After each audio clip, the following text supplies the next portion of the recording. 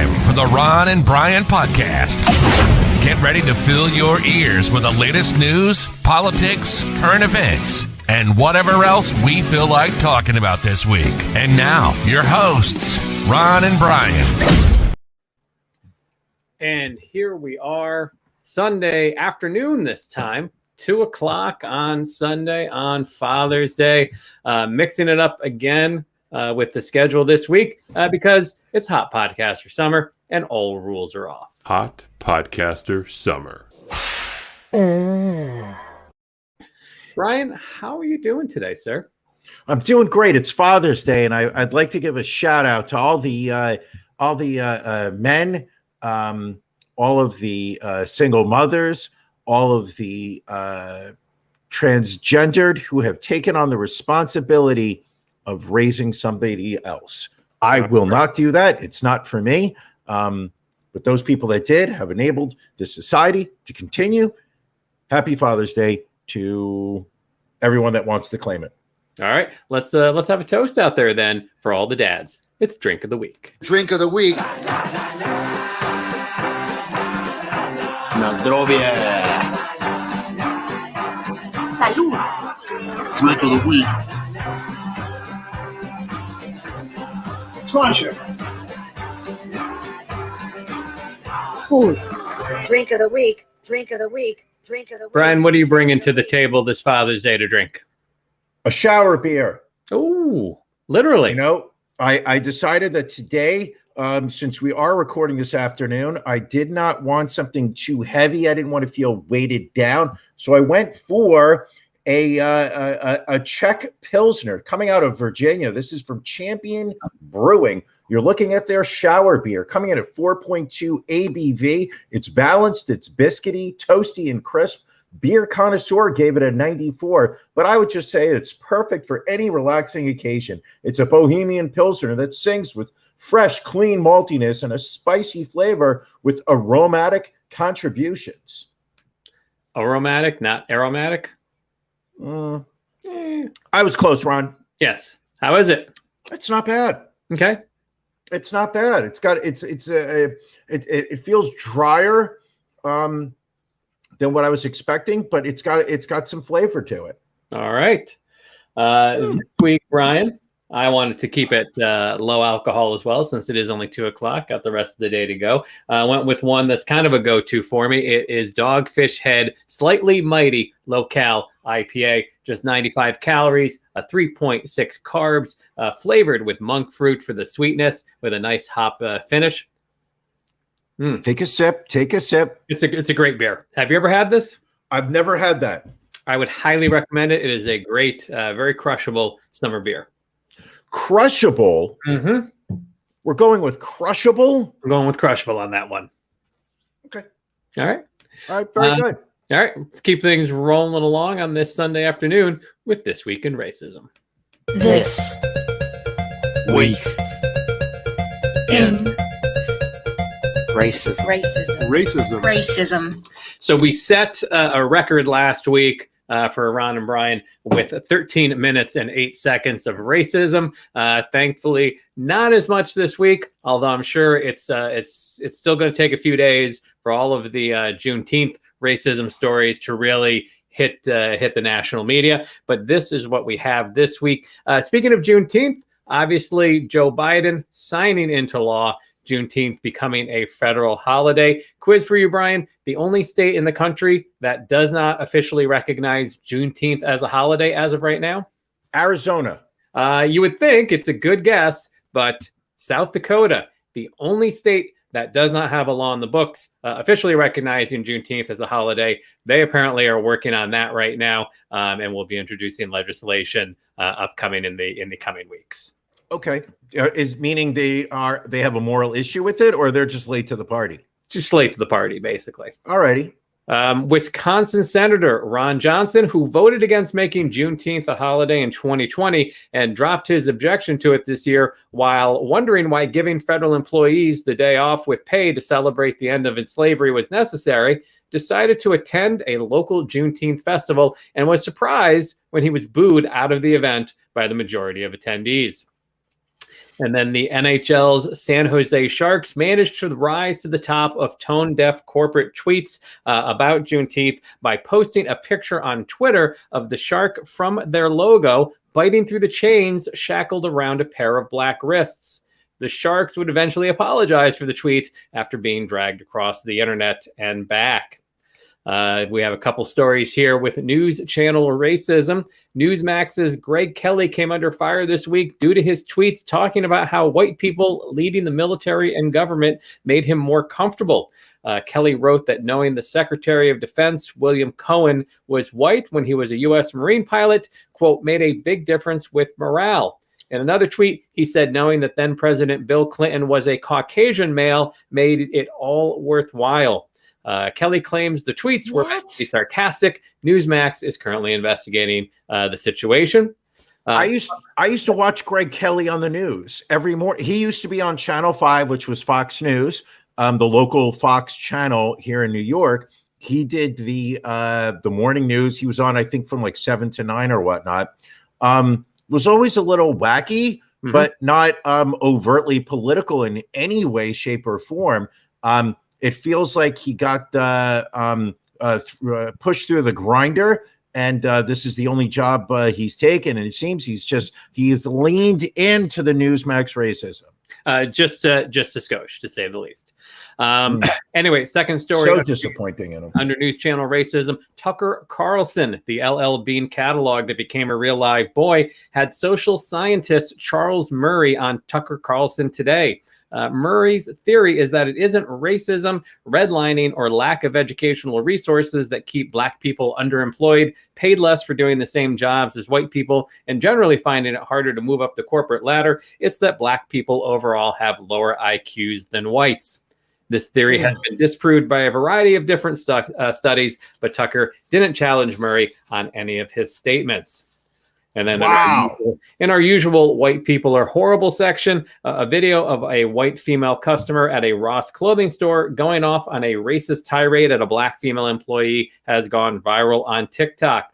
The video shows the store manager escorting the woman out of the store while the woman yells at her, saying things like, "Fuck you, you fucking black bitch," and "You're a motherfucking bitch is what you are." When outside of the store, the woman says, "Go sit on your porch like a fucking monkey, you whore." The woman on the video has yet to be identified. And then Honolulu City Councilman and comedian Augie Tulba went viral this week when a video of him doing a comedy performance in blackface 10 years ago was posted online. The person who outed the video?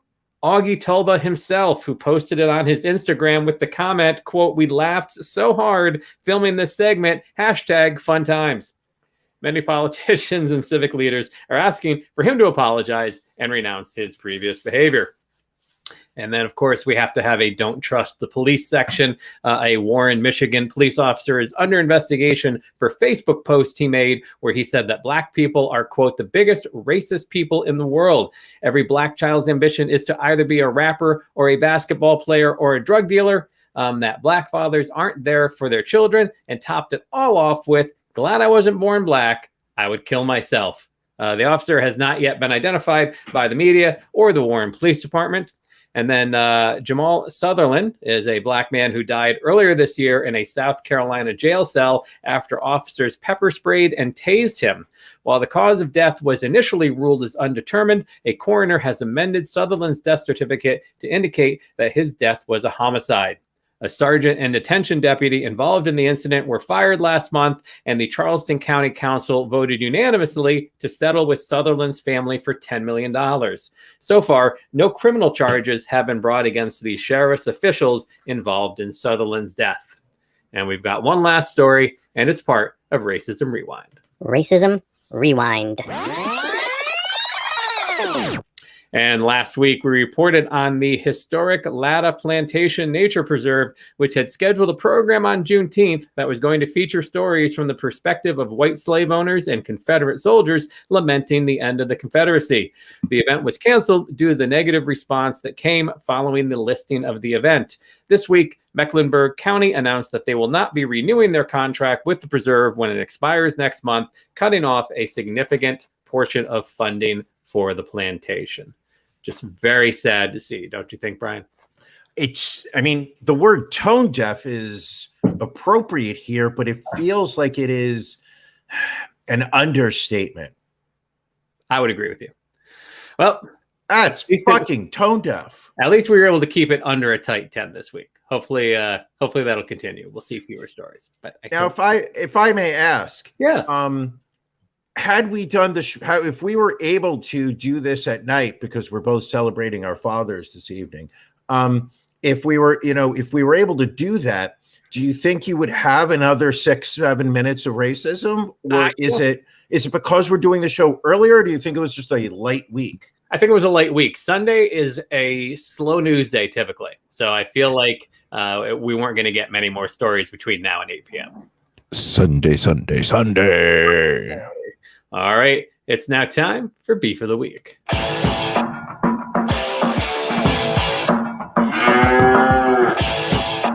Ron and Brian's Beef of the Week.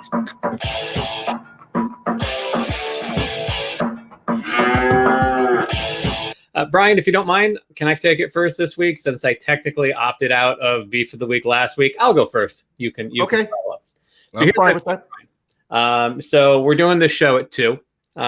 Decide to get a little lunch beforehand. So we walk down to a food truck that is supposed to be downtown in my town here from like noon to 4. The flat belly veg truck that we took you to the one time.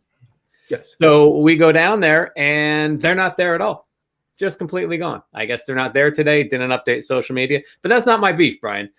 So we go to the deli there. We're like, all right, we'll go in there. We'll get a sandwich, maybe a hoagie, and we'll have that for lunch. You can't. I love the Pennsylvania Philly accent. Can you say hoagie again? Hoagie. It's almost like there's a hint of an R there. Almost. We got to add. Yeah. It's the R that we drop from water. It ends up in hoagie. So, my wife, she gets an Italian hoagie. Me, I see one of my favorite things on the menu. And what is that, Brian? It's a liverwurst and onion sandwich on rye bread. To which my wife said, I'm an 80-year-old man for ordering that sandwich. And personally, Brian, I don't think sandwich shaming is cool. And that's my beef of the week.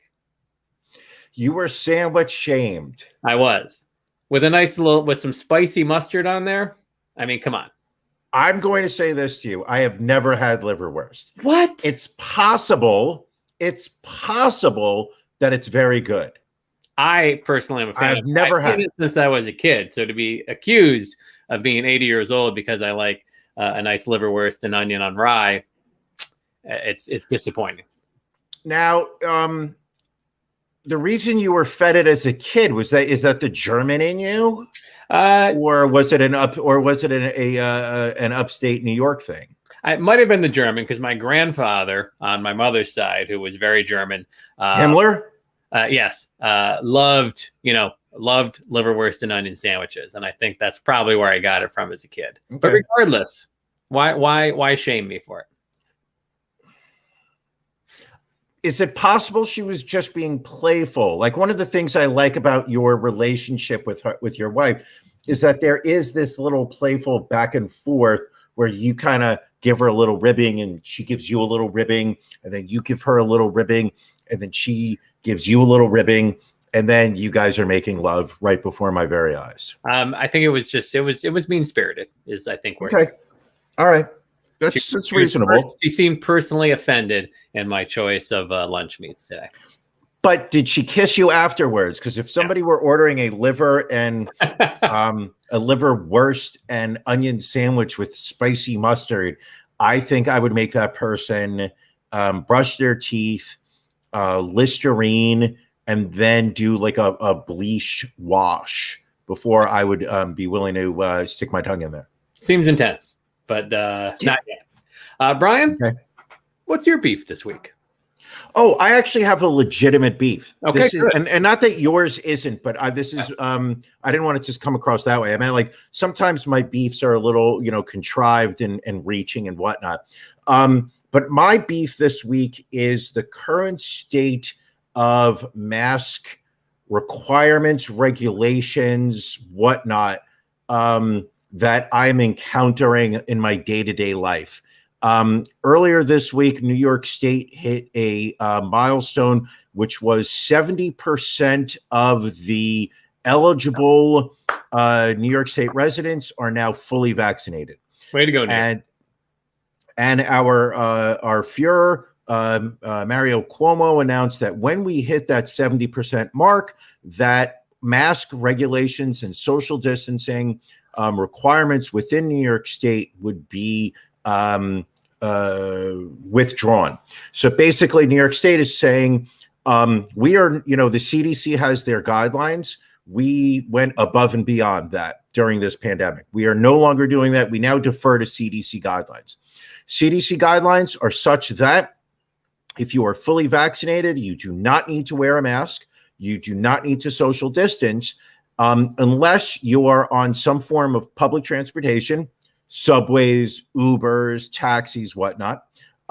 You are in a medical setting, doctor's office, hospital, whatnot, or you are in a high school or under school environment. That is what the CDC says. If you are unvaccinated, the CDC says that we ask that you wear a mask and that you social distance.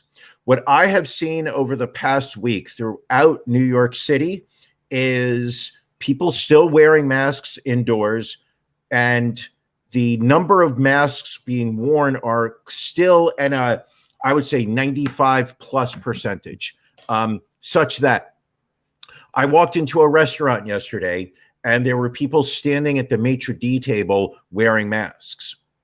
The maitre d' wasn't wearing a mask. Right. I did not wear on walking in, but I was cognizant of, should I put it on when walking in? Previously, the rule was that you had to wear a mask unless you were sitting at your table eating. If you stood up to go to the bathroom or to leave or upon entry, you were supposed to be wearing a mask. But it was just bizarre. I live in an apartment building. My apartment building has had signs since the beginning of the pandemic saying, please, everybody wear your masks indoors, as by order of the New York State governor. Now that it's not there anymore, I'm not wearing a mask inside my apartment building, but I see all my neighbors also. I don't want to be the asshole. I'm not trying to be an asshole here. I'm fully vaccinated. I don't feel that I need to wear a mask.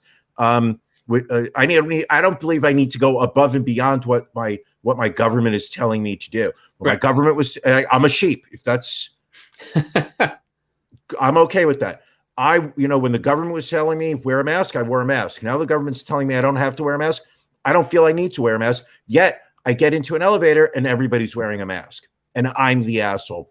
That's my issue right now, is that there does not seem to be a clear acceptance in society of when you're wearing a mask, when not. Right.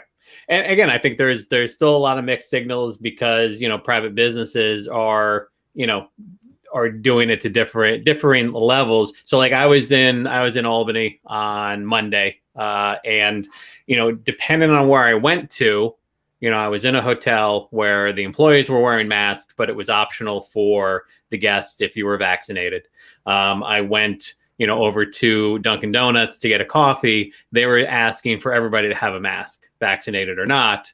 And then we went out to, we would go to one restaurant, and again, it was optional. We went to another restaurant. They asked everybody to have it. Then I was in Long Beach Island, New Jersey on Thursday, and nobody had masks. Guests or employees.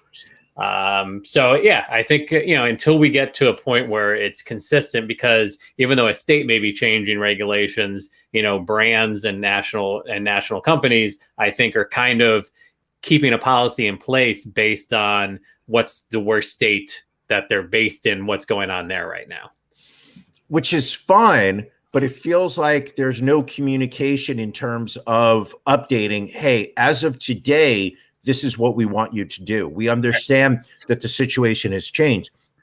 What I'm seeing in many cases is that there is no communication. There are no new signs that say, hey, now that things have changed, you don't need to do this. Or, hey, now that things have changed, we're still requiring you to do it because we want to we want to take that extra step to be as safe as possible for our client base, our employees, ...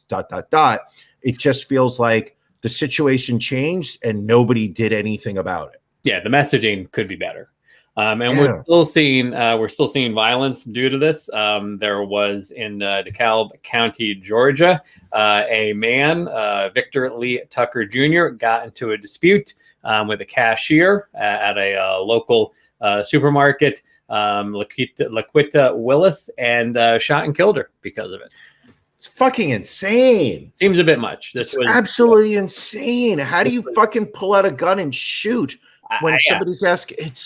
And then he ends up shooting a off-duty police officer that was working security at the store as well. So the suspect ended up getting shot. He is in stable condition in the hospital, waiting to be released so that he can be booked and put into jail, obviously.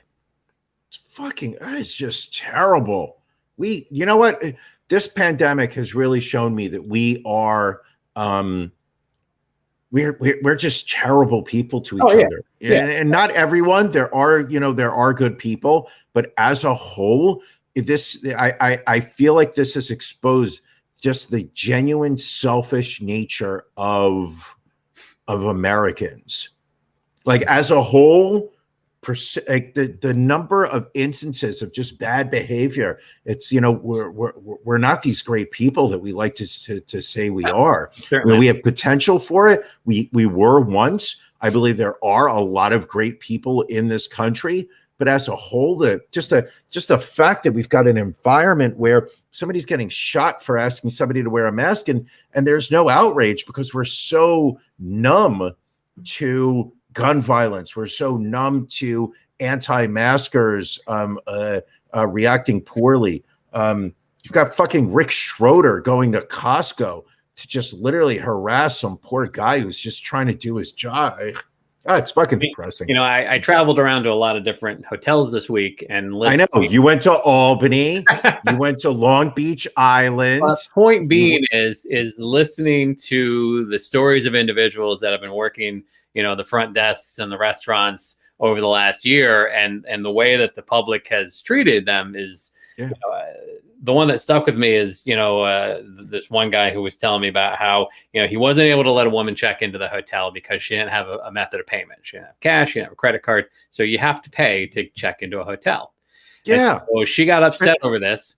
But that's been the case the whole, that's not a pandemic policy. Understood. She walks out of the hotel, walks back in, has a full bottle of Mountain Dew, and just wings it into his chest as hard as she can and says, fuck you, call the police. I'll wait here. I hope he called the police. Oh, yeah. No, he did. That's been like the common theme. Like they've all gotten to know their local police. It's this pandemic, and I feel like it's gotten worse. Oh, yeah. The awful behavior. Like I earlier this week, there was a woman at was it McDonald's? Oh, yeah. The fight where she couldn't get her different slushy flavors mixed up the way that she wanted to. So this woman goes behind, forces her way behind the counter, starts fighting with the employees.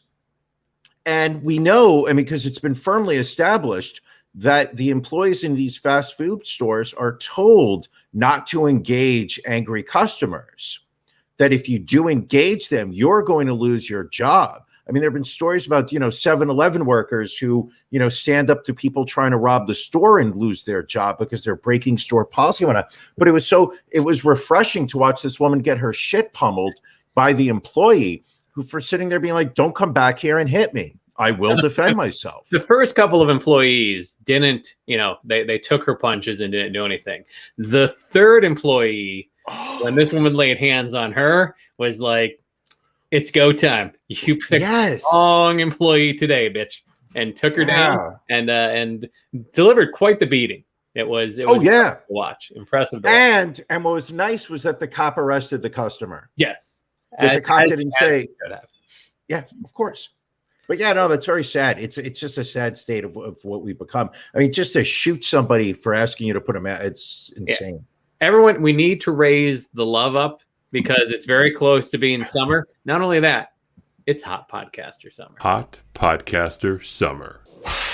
All right, Brian. Let's pick up the mood a little bit. Let me ask you something. What? What are you watching? Ooh. I saw something last night that was probably one of the best things I've seen in a long time. Talk about it. I went to Radio City Music Hall for the reopening, the first time it's been open since March of 2020. Fully vaccinated crowd. Everybody that entered needed to show their vaccination card or their vaccination status that showed they were fully vaccinated. I watched it was almost 2-hour long documentary. Dave Chappelle, there's a name to it, but that was included recently. Previously had been referred to as Untitled. I believe it's like This Time, This Place, something along those lines.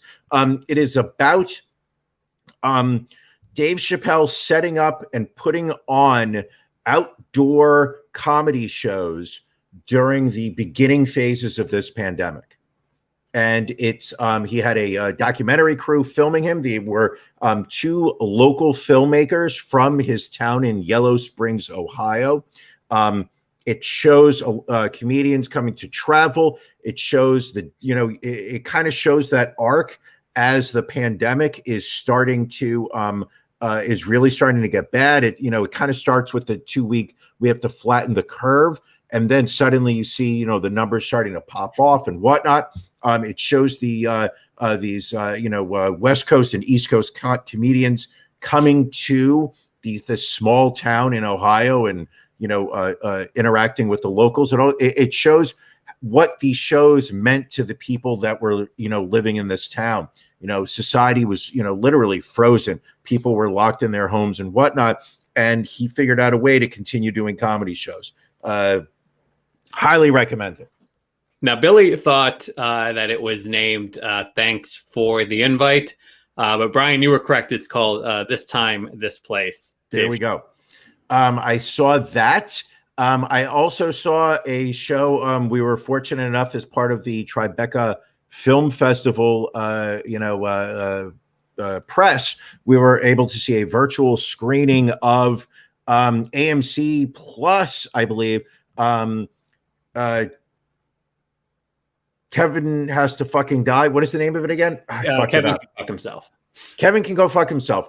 I watched it. I recommend you do because I would like to know your opinion of it. Okay. It is starring... Link.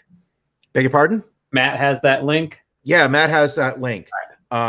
So Matt should be able to forward it to you because that way you can watch it. But it stars the daughter from... You see, this is why I should, do my little research. The daughter from Schitt's Creek? Yes. Thank you. How did you know that? I've read up on the show. I did not get a chance to view it. Well, then maybe you can explain to me what the hell is going on in this show, because it was, it's Anne Murphy at her best. I do know her name. Thank you very much. But it was, so it's half of it is she's in this like sitcom world where she's like the attractive wife dealing with this Boston, slightly overweight buffoon husband and his family and his goofy friends. So it's like, it's got that lampoonish sitcom, but then it intercuts in mid scene to this dark drama where you kind of feel like what's really going on in her head. So it's the juxtaposition of the two worlds. And I don't understand what's supposed to be going on in it. All right. I will check it out. I will let you know. I didn't think I watched anything this week, but I do remember watching a couple of things. First, on HBO Max, I started to watch In the Heights, the movie adaptation of the Lin-Manuel Miranda musical. Mm-hmm. First off, it's 2 hours, 22 minutes, which seems excessive. Again, it is a Broadway show. And someone had said to me before I watched it, they had watched it and they said, it's basically all the songs sound like the music from Hamilton, with the exception of the theme is like Washington Heights and the Dominican Republic and not Alexander Hamilton. And so I got through 25 minutes of it. And yes, that would be a spot on. But I think the difference is while Hamilton was very unique and I think different, like this was your very traditional Broadway story about, people down and out trying to achieve their dreams, yada, yada, yada, yada. Again, I wasn't feeling like sitting through another 2 hours of that.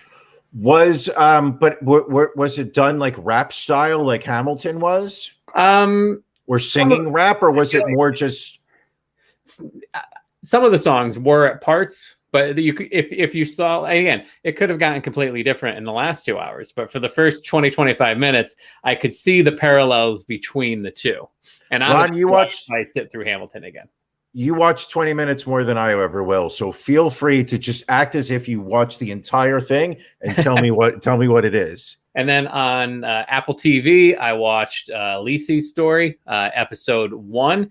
This is an adaptation of the Stephen King novel. It's got Julianne Moore is in it, Jennifer Jason Leigh, a few other people that I recognize but don't remember their names.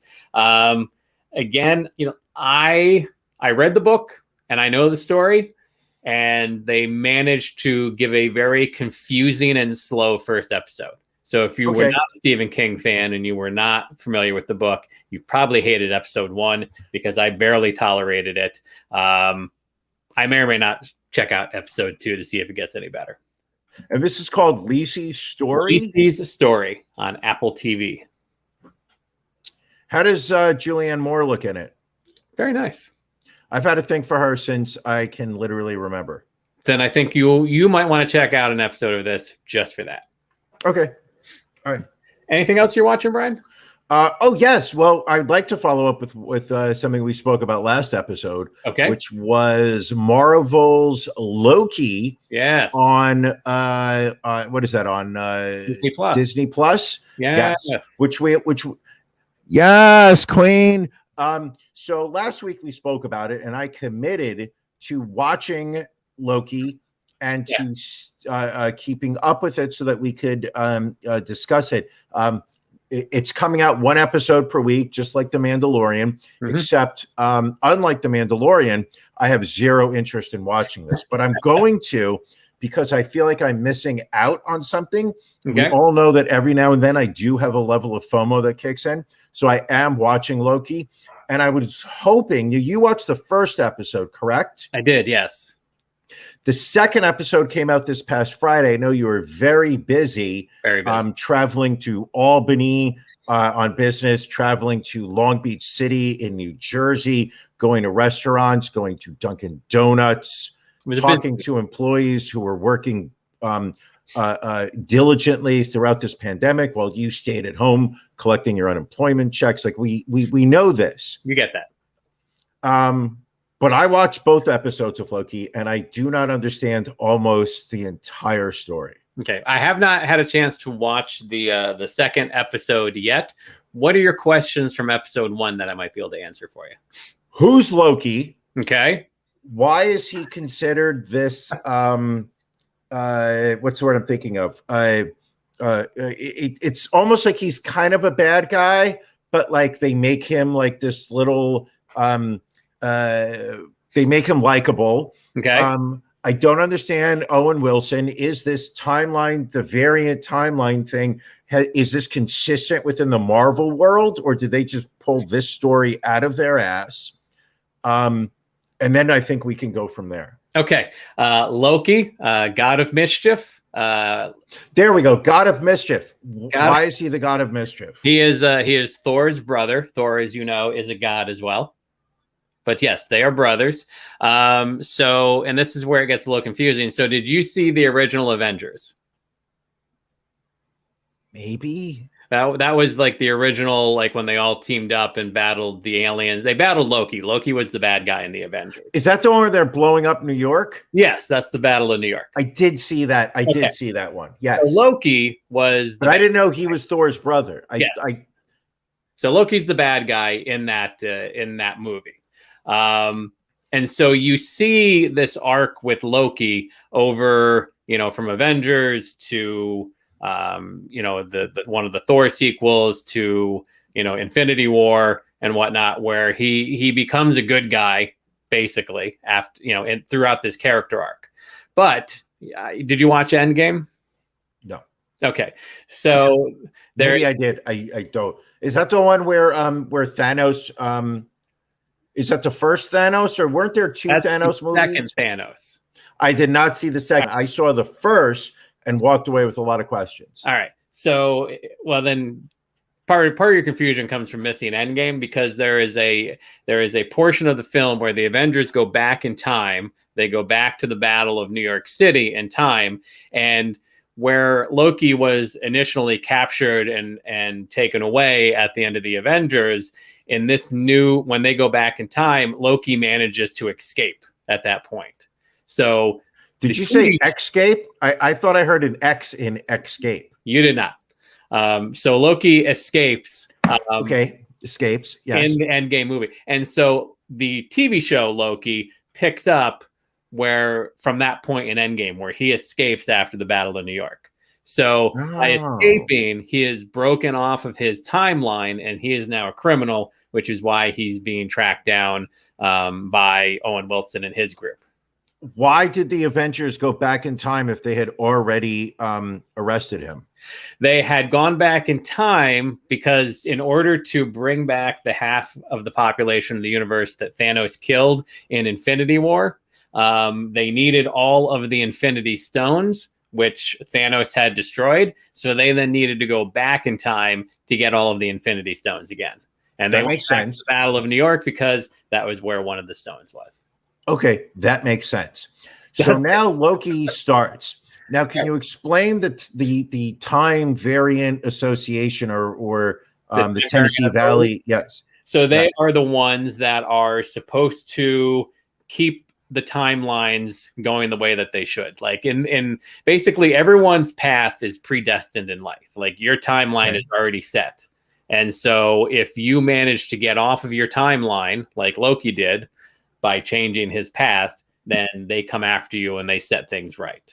And they kind of went into this I don't remember if it was, I think it was in Endgame also, where they talk about how in going back in time, like the danger is you can create like these splinters in the timelines, and it can really, wreak havoc with the universe and whatnot. But so this timeline organization, that is in charge with ensuring that people follow their timeline, this is a new concept in the Loki story. In the Loki story and in the Marvel Cinematic Universe, it is new, but it's basically something that's been fleshed out in the comics before. So, Owen Wilson's character, the Time Variance Authority, the Timekeepers, all of that has already, been in Marvel comics in the past. So it's not new concepts for the comic world, but it is a new concept in the cinematic world. Perfect. Okay. Got it. You know what my problem is with this, with the Marvel stuff, is it's very tongue in cheek. Yes. Like they're not comfortable being dramatic. They're not comfortable being serious. Whenever they start to go down a path where you feel like there's actual consequences, like there's some seriousness, like suddenly like they do something that is just kind of humorous. They lighten the mode or whatnot. And I'm not a fan of that. Okay. It's just a little weird to me.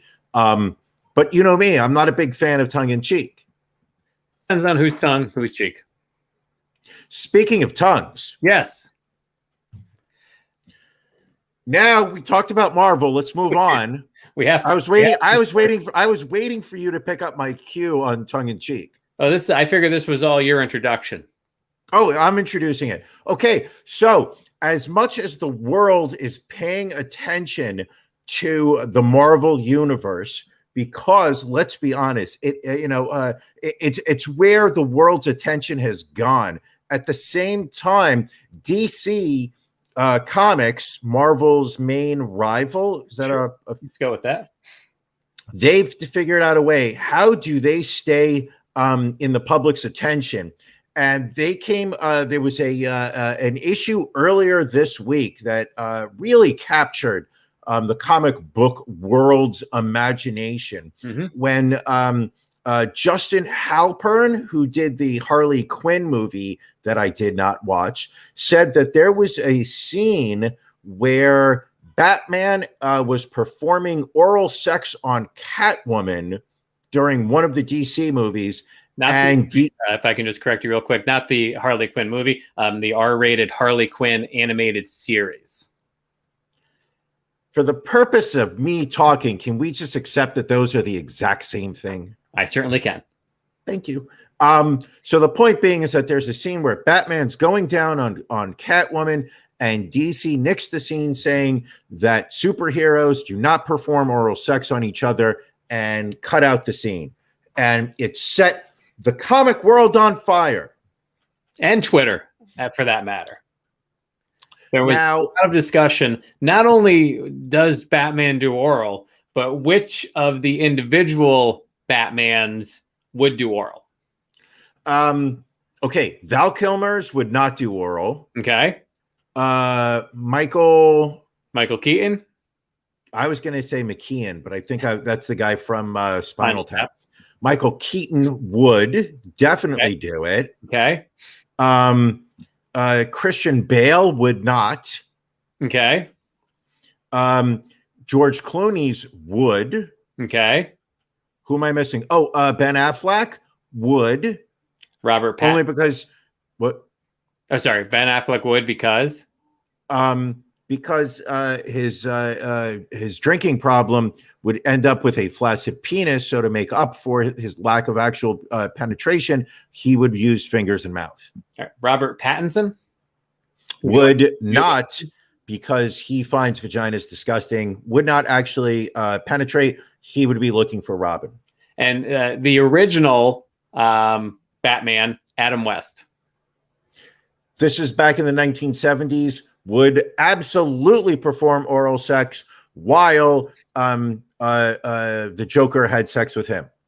This is interesting because everyone agreed. I mean, everyone was split amongst all the actors that you named, with the exception of Adam West. Everyone was 100% convinced that Adam West would go down on a woman.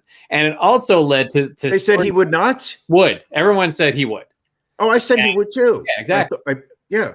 But also a lot of these stories started kicking around about apparently how Adam West, Burt Ward, and the guy who played the Riddler, Frank Gorshin, were like always going to these Hollywood orgies. Like they were like, basically someone was like, if you look back in like the late 60s, you know, who was getting the most pussy in the Hollywoods in the late 60s? Adam West. Really? Apparently good for him. Good for him. Good for him. But yeah, it really, so apparently this is on HBO Max, this Harley Quinn show. So maybe we need to check that out and do a, what are you watching on that as well? Should I leave myself a reminder? Maybe set yourself a reminder. Okay. So what am I watching? Oh, I'm sorry. Its first 2 seasons were on the DC Universe streaming series, and then is moving to HBO Max for season 3. So it is not available yet on HBO Max, but it will be. And I don't have access to DC streaming, I'm assuming? I don't believe so. I know I do not have a login for that. Okay. I'm just noticing, excuse me, but I'm noticing what a great neckline this shirt has. No, that's how high up it is. It's tucked in. It's very nice. And Justice League director Zack Snyder, of course, releasing the Snyder Cut on HBO Max. He weighed in and said that it is canon that Batman would perform oral sex on Catwoman. Okay. I made it through 15 minutes of that movie. I have not even attempted to watch it because I know I'm going to need to break it up into a couple of viewings. Just couldn't do it. Know that I have it in me at this point. Couldn't do it. Just wasn't there for me. Let's see what else is going on. Vaccines, Brian. We still have new vaccines rolling out each and every day. And now Novavax is offering the United States another strong COVID-19 vaccine. Has an efficacy rate of about 90%. But the funny thing is, the U.S. doesn't really need it at this point, apparently. We have so much vaccine on hand by Pfizer and Moderna that no one really is buying it at this point. So they're a little late to the game. This becomes the fifth acknowledged. Well, that's not true, because isn't there a Chinese and a Russian? There are Chinese and Russian vaccines. There are some questions as to how effective and safe the Russian vaccine is. The Chinese vaccine is supposedly up there, not quite at a Moderna rank, but kind of clocking in around, between a Pfizer and a Johnson & Johnson. Well, we would have suspected that the Chinese would be putting out a very strong vaccine simply because it was created in their labs. You would think the fact that they had the original virus, yes, would have. But who knows? In its purest form. So, yeah. Ron, if you could indulge me for a moment, I would like to hear your rankings of the 1, 2, 3, 4. I've got 7 different types of vaccines. Okay. We're going to put Moderna as number 1, obviously. Of course, the gold standard. Gold standard. Yes. I'm going to put the Chinese vaccine at number 2, like as you said.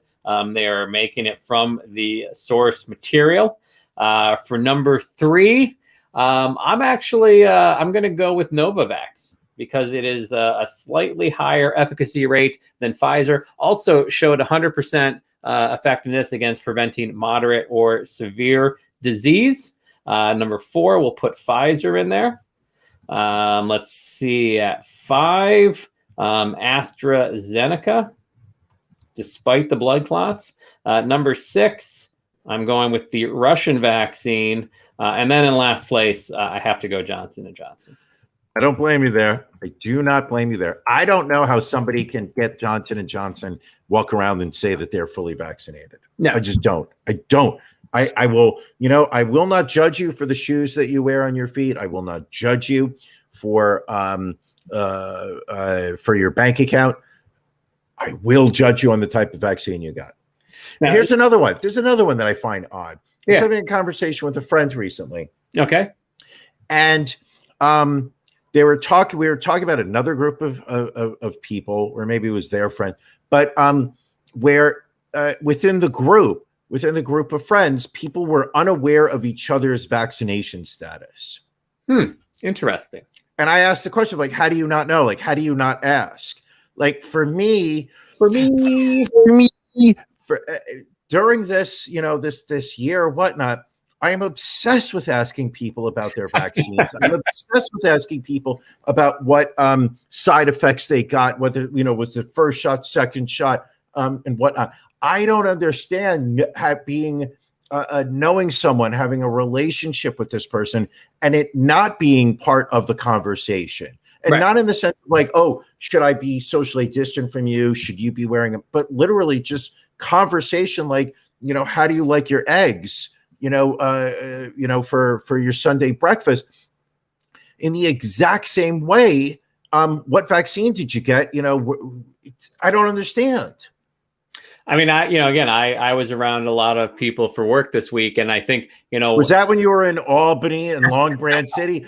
Jesus, Ron, we get it. You actually did some business travel. We believe you. You don't have to keep mentioning it. But what's interesting is we will take masks off around each other and not ask like, oh, you're vaccinated first, right? Like, I think it's just, for groups of people right now, I think if you're not wearing your mask, people are just going with the assumption that you've had the vaccine.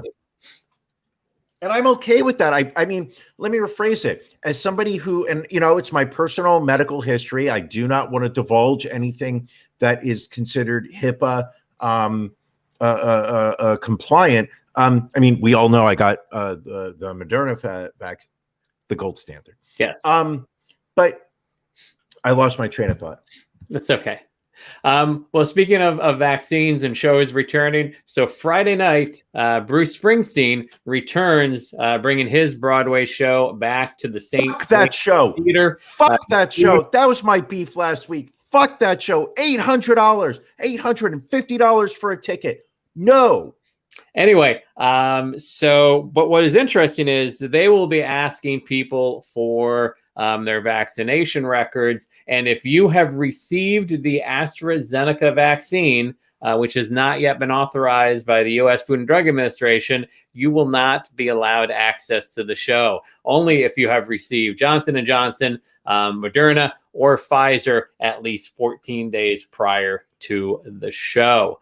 Brian, thoughts on this? I'm absolutely okay with it. Let me rephrase it. I understand the logic behind it, and I'm all right with it. The logic is that the AstraZeneca is not approved within America. Okay. This is a performance that's taking place inside of America, so they are not classifying somebody who has AstraZeneca as being fully vaccinated. That is not meeting their standards of being fully vaccinated as getting a vaccine that is not considered FDA, that does not meet the FDA standards. I get that. Okay. At the same time, they're allowing people with Johnson & Johnson in. Right. Now I have a problem. Now, they're also, what's interesting to me is they're also allowing people in that had a negative nose swab test within 72 hours prior. So if you've had 3 days, again, you're going to say, all right, if you had a nose swab 3 days ago, you can come in. But if you've actually taken the step, and maybe in the country that they're from, all that was available to them was AstraZeneca. Yeah. You're now going to say, well, you're not allowed to come in there. I mean, we know that America has hoarded the Moderna vaccine. We know that it has hundreds of millions of doses that it's keeping in freezers because it is the gold standard. Right. Well, we'll see. We will see. But what is interesting about that is the fact that it is going to tamp down on tourism. No, without a doubt. If there are, if Broadway is looking to reopen in September, they are going to need the tourist dollar. And if that's going to be the policy across Broadway, that's going to be a tough call. We'll have to see how it plays out, especially since when you look at it, a lot of Canadians are receiving the AstraZeneca vaccine. So if they're going to come to, and New York is a spot where they get a lot of influx of Canadian tourists. If they're not able to do things in New York City, how is that going to impact the rebound of Manhattan?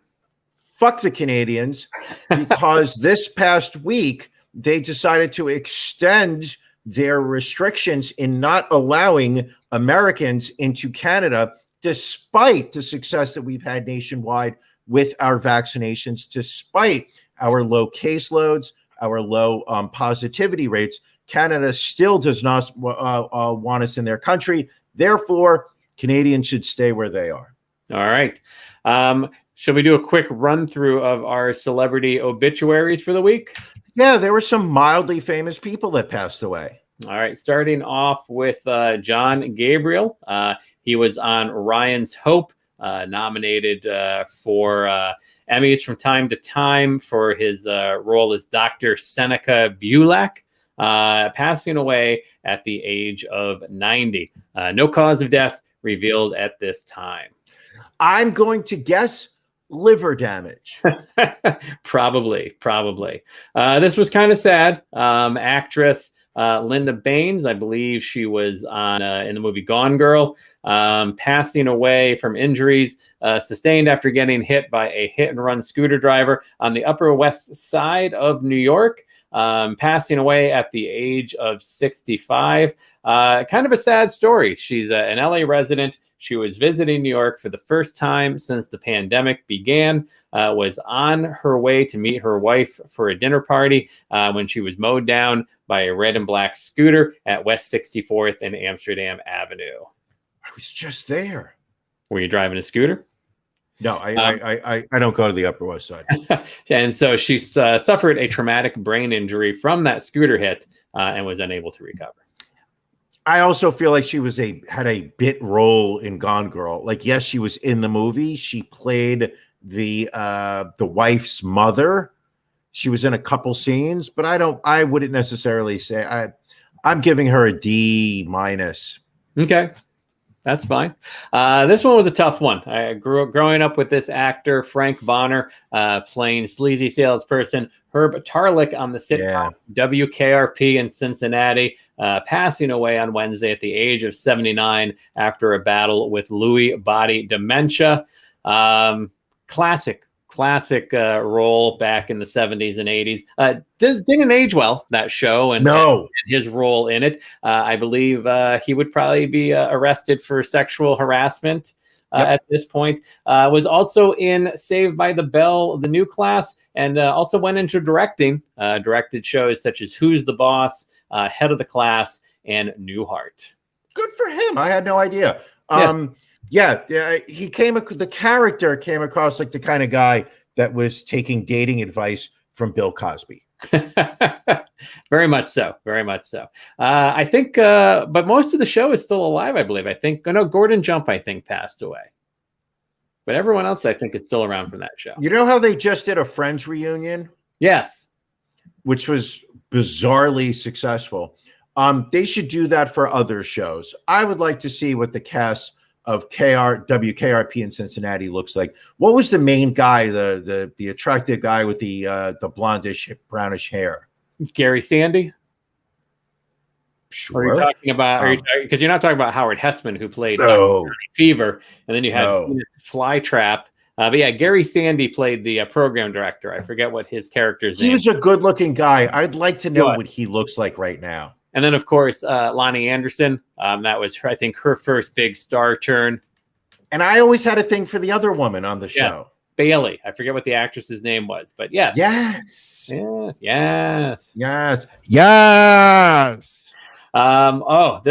was rough. I hated seeing this. Former Pee-wee's Playhouse star John Paragon, dead at the age of 66, apparently passed away back in April. But the news was just released recently. Playing the character of the genie Jambi on Pee-wee's Playhouse. Mecca Lecca High, Mecca Hiney Ho, Brian.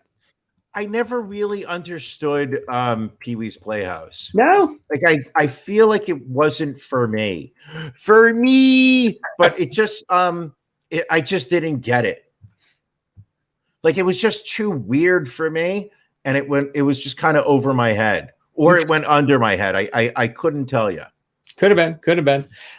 So in addition to voicing, in addition to being Jambi, he also voiced Terry the Pterodactyl. He wrote the Pee-wee's Playhouse Christmas special, which won an Emmy nomination for Best Writing in a Children's Special. Also co-writer of the Elvira Mistress of the Dark movie. Really? Yes. And he was interesting. I didn't know that. He was in Weird Al Yankovic's UHF, and also the cult cannibalism classic Eating Raoul. So quite the diverse career he had. There you go. Maybe it seems he had a much more of a career than I was giving him credit for. There you go. And then this very, very sad to see. First dog, Champ Biden, dead at the age of 13. Which, to be fair, for German Shepherd, it is up there. But very sad. The Biden family had him since he was a puppy. And President Biden, Jill Biden, the Biden children, all tweeting how much they're going to miss Champ. Always horrible when you lose a pet. Of course. Nothing to say. Are you going to grade a dog's death, Brian? Is that where you're at today? Or are you gonna leave that alone? No. If this were a nighttime recording, I would probably would give Champ a C+. Because let's be brutally honest, everybody wants the shelter dog that he just got. Nobody cares about his old dog. We all want the new dog, right? Or is this what? Wait a second. The dog he just got from the shelter, is that the one that just died? No, they had Champ for like 11 years, I think. The dog that they just got was the one that they had to keep taking out of the White House because he kept biting people. Now, is that because Champ was dying that they decided to go out and get a new dog? I don't think so. No, I would hope not. Okay. And then one last horrible story this week out in Utah. Shoreline Junior High School has gone viral because of their 2020-2021 yearbook, where a Utah cheerleader with Down syndrome was excluded from the team's yearbook photo, an omission that many relatives believe may have been because of her disability. They put both pictures on the New York Post article. Very obvious that the girl is missing from the one that was in the yearbook, but just very sad to see. Yeah, it's fucking terrible. Absolutely terrible. Especially, and if you read the article, it says how everybody on the team considered this girl a member of the team. Right.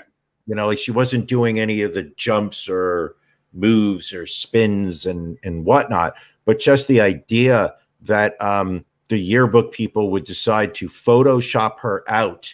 And she was sitting in like literally the front row center of the picture. I mean, if Matt Beaker had his act together, he'd be putting that up on the screen, but it's okay. No. We'll cut Beaker some slack this week. It's amazing how, you've got an opportunity to do some good or some harm. And in an instance like this, there's people who are like, no, let's Photoshop this girl out of the photo. Right. And what's also amazing to me is that there are people that are probably like, we can probably do this and no one's going to notice. Like they probably were like, we'll just do this and it won't, cause an issue. It's there's kind of like you said earlier today, there's a lot of horrible people out there, and that's the one thing. Yeah. What is on your horizon for this coming week? Well, I think most importantly is business travel. Are you doing some business travel? Will you be visiting any towns? But most importantly, tomorrow night at 9:30 will be Ron and Brian After Dark. There were some scheduling conflicts for this evening, which is why we're doing the main podcast right now. So the After Dark, which is exclusive live content for our Patreon subscribers, will be tomorrow night at 9:30, Monday night, June 21st. So for you Patreon folks, make a note on your calendar for that. If you are not part of the Patreon, obviously you have plenty of time to sign up by going to ronandbrianpodcast.com. In the upper right-hand corner, click on Become a Patron, join at the bronze level or higher. In addition to some swag and other great stuff, you get access to this After Dark, which, like we said, tomorrow, Monday, 9:30. Email will be going out shortly with a link to our Patreon subscribers. Brian, would you like to talk a little bit about where you'll be tonight? I'm going to go see the Foo Fighters at Madison Square Garden. Very nice. It will be a fully vaccinated crowd, full capacity. The Garden is back. Rock and roll is back. Concerts are back. The pandemic is over. People, it's it's time for us to stop looking backwards. It's time for us to start looking forwards. It's time for us to acknowledge and embrace how fortunate we are that the vaccines are working out as well as they actually are. The idea that there are multiple variants that have come out. If you remember the first couple that were, was the Indian one. There was a one from Brazil. Everybody was in a panic because they thought the vaccines wouldn't work against these variants. They work fine. There's absolutely no evidence so far that has been published that these vaccines do not work just as effectively against the variants as they do against the original strains. Time for us to get out of this oppressive pandemic that we have been living through. And this is, it's time to start feeling some optimism here. So yes, I'll be rocking out with my cock out tonight at the Garden. I mean, when you look at it, just a really great show to open up Hot Podcaster Summer. Hot Podcaster Summer. What else? And even more reason to join the Patreon for the After Dark. Don't forget, next Sunday night is the Pajama Party edition, where we have all of our Yes. Patreon subscribers join us on the show. We are going to have our resident breast expert on, Elisa. She is going to be looking at photos, telling us between real and fake breasts. So you don't want to miss this After Dark. I believe we also have the note we need to talk about Billy and his teacher. That I've got a note. Yes. Girls in the class kiss him after right answers or wrong answers. I forget, but regardless, it's a story that we're definitely going to want to hear. Oh, yeah. Anything else this week, Brian, or are we ready to wrap up this special Father's Day edition of the Ron and Brian Show? I think this was great. I want to thank you for your accommodations in terms of making yourself available during this time. I was very happy to see that our core fans were able to join us, as well as some other people out there. And just want to say happy Father's Day to everybody celebrating. For those that your father is no longer with you, you can still celebrate them. You don't need to look them in the eye and say, thanks for being a great father. And those people who did not have good fathers, I'm sorry to hear that. And spend the day mentally demonizing them. It's a great way to spend the day. Ron? Yes. Any exiting thoughts? Again, happy Father's Day to everyone out there. Enjoy this beautiful day. Brian, enjoy the concert this evening. Everybody stay safe out there. And we look forward to seeing you again next week at our regular time, 8 p.m. on all of our major networks. Brian, love you, my friend. Love you right back, Ronald. All right. Have a good week, everybody.